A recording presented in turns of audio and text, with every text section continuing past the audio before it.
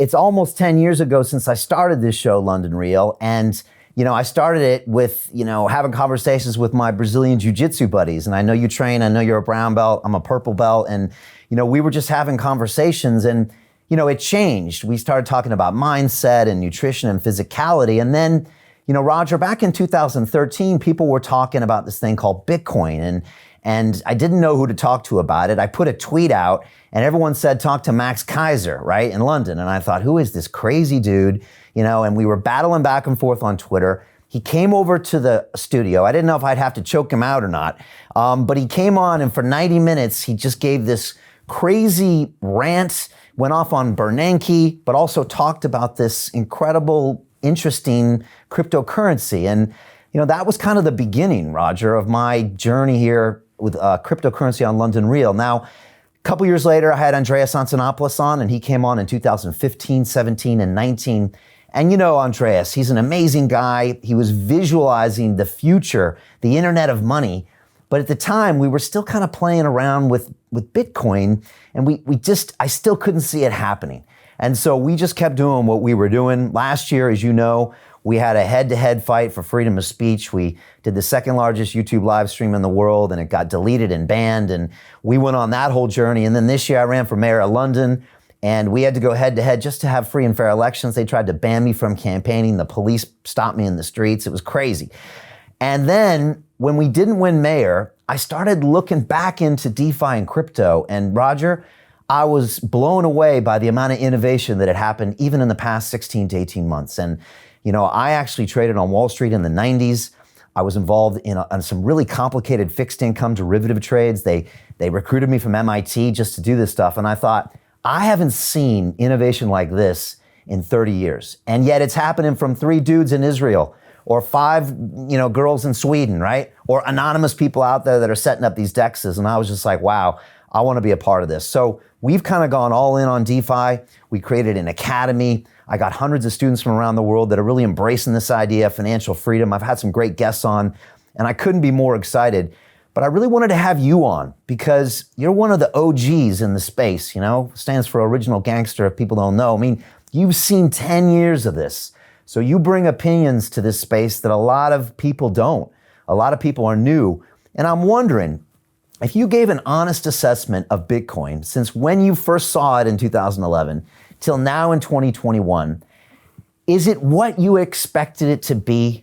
If you had to give it some maybe pros and cons or some criticism or some praise, is it what you thought it could be? Or did it surprise you in some ways and disappoint you in other ways?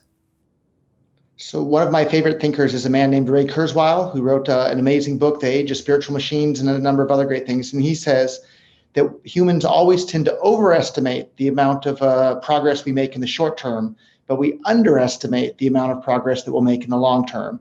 And I think the same was true of my involvement in cryptocurrency. And when I got involved in 2011, it was less than a dollar.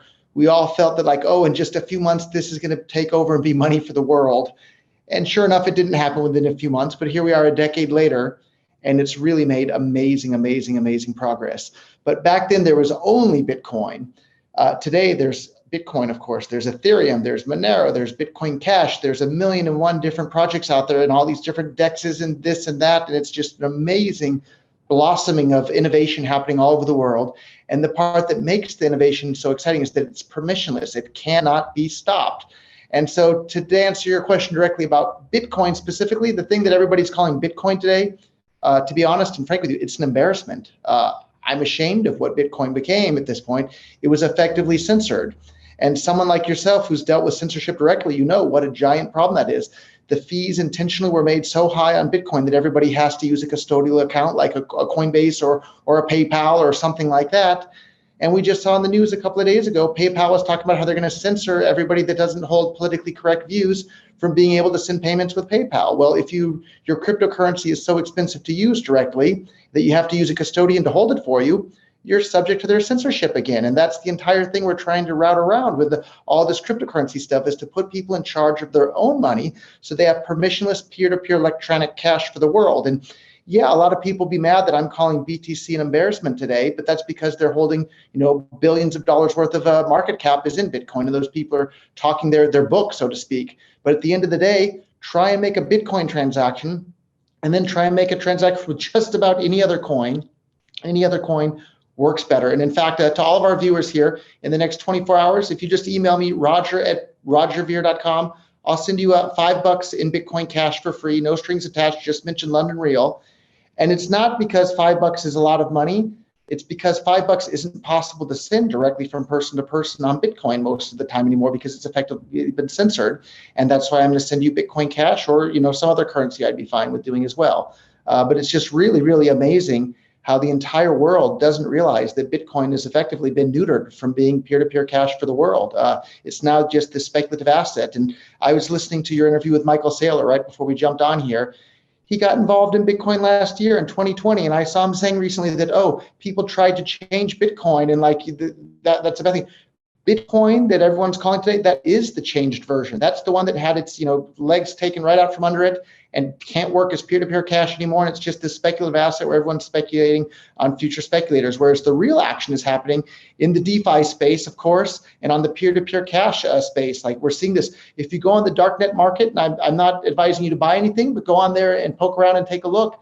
Nobody's using Bitcoin. They're all using Monero on there at this point. So it's really, really a sign of the times that if something doesn't have a secondary use case, it's not going to be used as a store of value. And that's the whole narrative around Bitcoin. Everyone says, it's a store of value. Well, I have news for you. In the US, everybody uses the dollar as a store of value because they can spend it everywhere. In the UK, everyone uses the British pound as their store of value because they can spend it everywhere. Whatever currency winds up being spendable everywhere on the internet is going to be the same cryptocurrency that people wind up using as their store of value. And sadly, as someone that was launching the very first businesses in the world to start accepting Bitcoin for payments, Bitcoin stopped working for payments unless you're using a custodian. And if you're using a custodian, it's not really any more exciting than PayPal at this point.